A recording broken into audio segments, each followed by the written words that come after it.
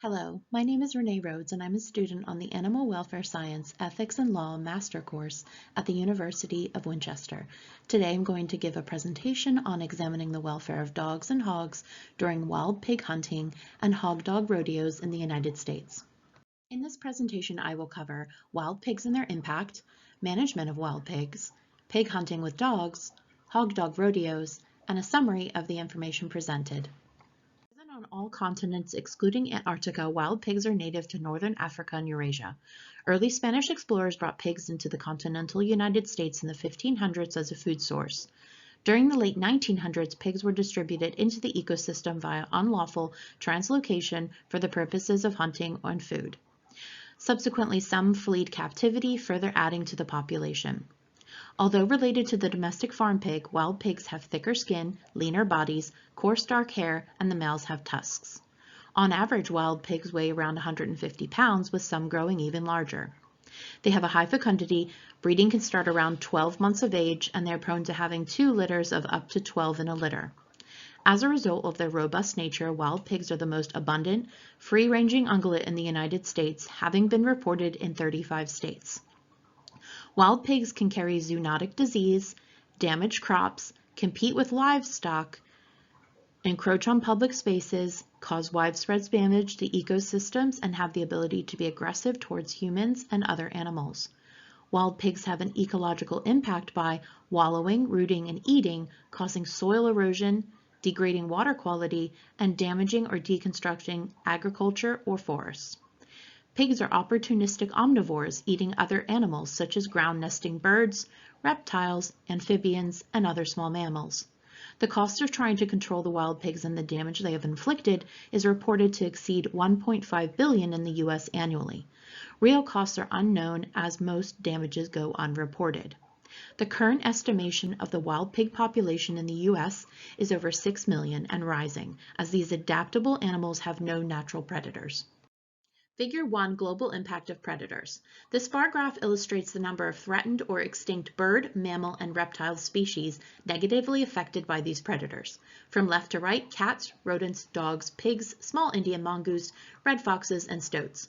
Although it's commonly thought that pigs are the most invasive species causing the most damage, domesticated dogs and domesticated cats comparatively cause more damage to the ecosystem than wild pigs through predation.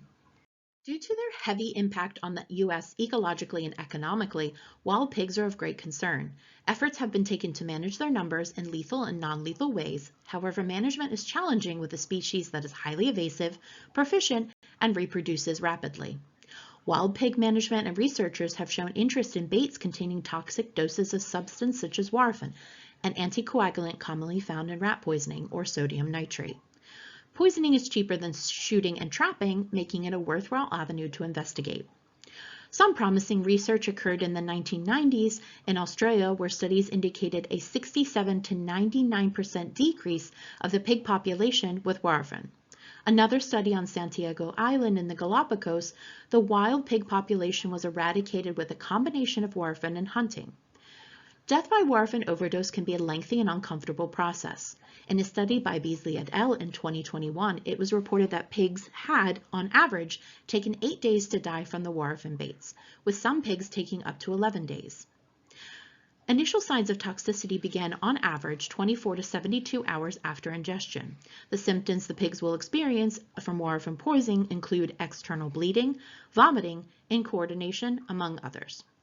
A benefit of using warfarin over other poisons such as sodium nitrate is the toxicity level needed to eradicate the pigs is so low, researchers noted no side effects to other species in the area. Although sodium nitrate results in a quicker and therefore a less likely agonizing death for the pigs, it is lethal to many other animals.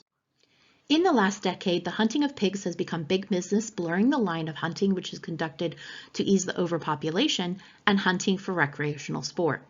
Sporting hunting involves special equipment such as purpose-bred dogs, vehicles including helicopters, clothing, and land rentals. Wild pigs are treated more like a commodity than a living creature. Animal-based recreation with optimization such as accommodation, food, logistics, and guidance is available to the public. marketing the casual killing of pigs that is an experience similar to that of a theme park or holiday. The ethical narrative given to sport hunting is that these are killing pigs that ultimately aids in eradicating them. In addition, when stocks are low, the incentive to release pigs or import them to other states is high to fuel the industry. In a study by Ditchcock et al. In 2017, an incentive wild pig hunting conducted in Georgia between 2007 and 2008 resulted in 1,138 pigs being culled. However, the number of pigs increased with 219% more females and 233% more juveniles. The reason stated for this was that the participants were focusing on bigger, prize-worthy pigs that would have been the larger males.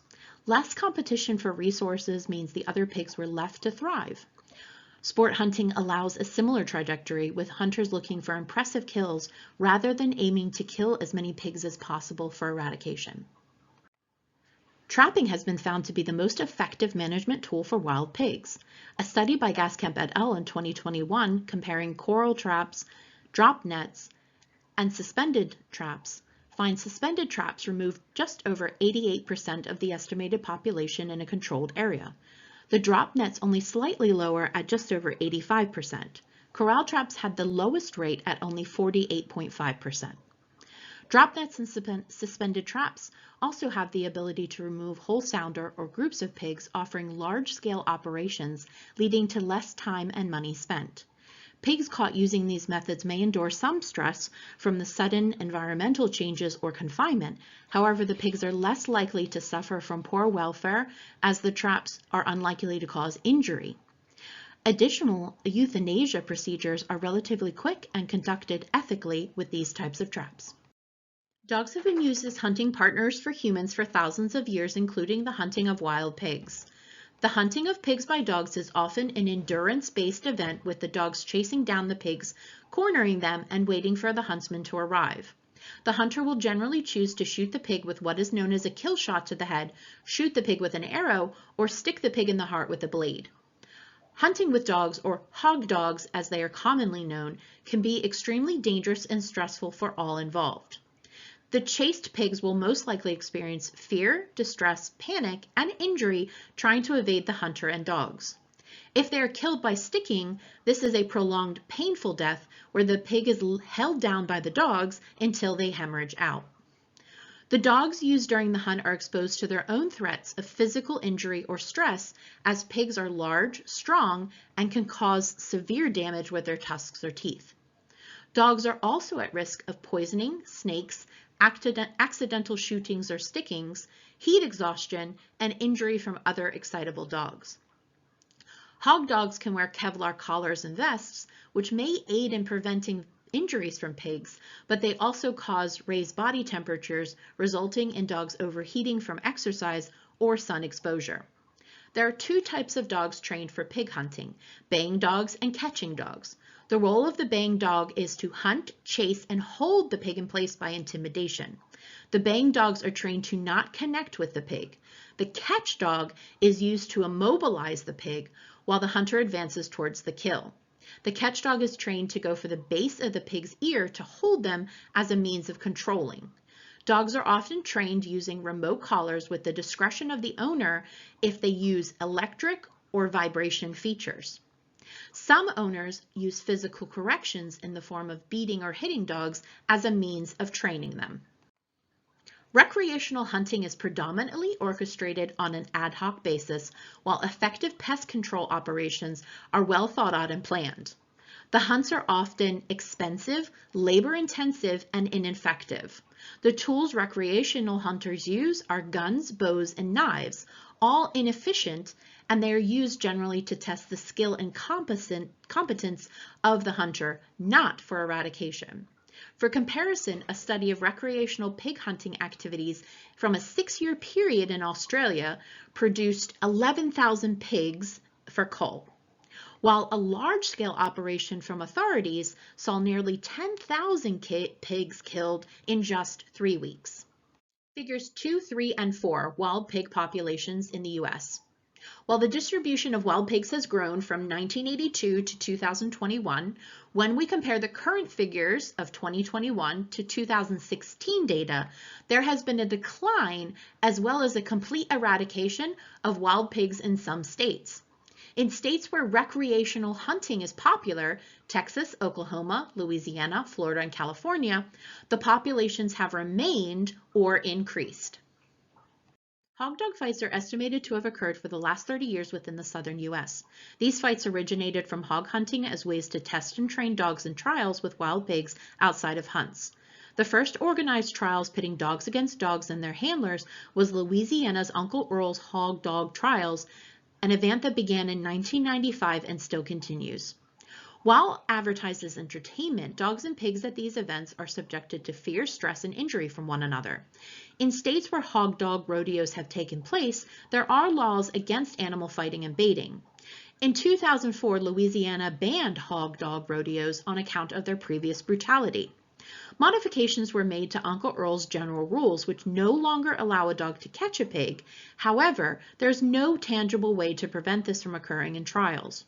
The rules deduct points for dogs connecting physically with pigs, but a dog must catch and hold a pig for more than 5 seconds for this to be implemented. The changes in the rules reclassify the event as a baying or herding event, and therefore it is permitted by law in the state. Even with these rules in place, the dogs and pigs are still subjected to poor welfare due to unnecessary stress and injury, all in the name of public entertainment. Hog-dog rodeos like Uncle Earl's are conducted on a larger scale directly in the public eye, which means that dogs and pigs are more likely to have their welfare assessed. It is unknown how much of these smaller, more private events are orchestrated with looser restrictions on dog-pig interactions. However, these would be classified as breaking animal welfare laws on fighting and, if betting involved, gambling. Being in breach of the law can carry a punishment of imprisonment and/or a fine depending on the circumstances and state. Hog-dog fighting is illegal in all 50 states and a felony in 30 states, yet due to the close-knit nature of the underground activities, individuals become harder to prosecute.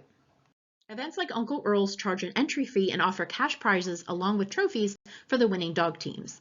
As with recreational hunting, the participation in rodeos is incentivized through monetary gain and peer approval. This naturally encourages more interest in the sport and perceived entertainment value. In summary, wild pigs cause widespread destruction and concern for the United States, with special attention paid to Southern America, where populations have maintained their hold. Pigs are prolific, largely due to their robust early breeding and opportunistic eating habits. While they are predominantly considered to be the most invasive species, companion animals like domesticated dogs and cats cause more ecological destruction in the form of predation. Successful management of pigs for eradication involves thoughtful, effective strategies which do not cause injury or result in the death of other animals in the environment. Modern hunting has evolved into big business opportunities where the killing of pigs is treated like a thrill-seeking experience. This type of hunting focuses on unhelpful areas, sometimes counterproductive to decreasing the wild pig population. The management method of trapping pigs has a high success rate and fosters ethical eradication methods, making it a more optimal choice for the pig's welfare over hunting. Pig hunting with dogs has a long-standing history, however, it often results in poor welfare for both pigs and dogs through various means. Although recreational hunting is advertised as helping to control the pig population, this form of management has been found to be ineffective and inefficient in states where recreational hunting is still popular and being overrun by wild pigs. As a result of recreational hunting, hog-dog rodeos have gained popularity, resulting in large-scale trials being held where money is exchanged and awarded to participants. When states fought back against the brutality of these events, organizers changed the rules to fit within the law. Regardless of the rule change, the safety and welfare of both pigs and dogs cannot be guaranteed. The hog-dog rodeo community is a close-knit community, making illegal activities difficult to prosecute if they occur.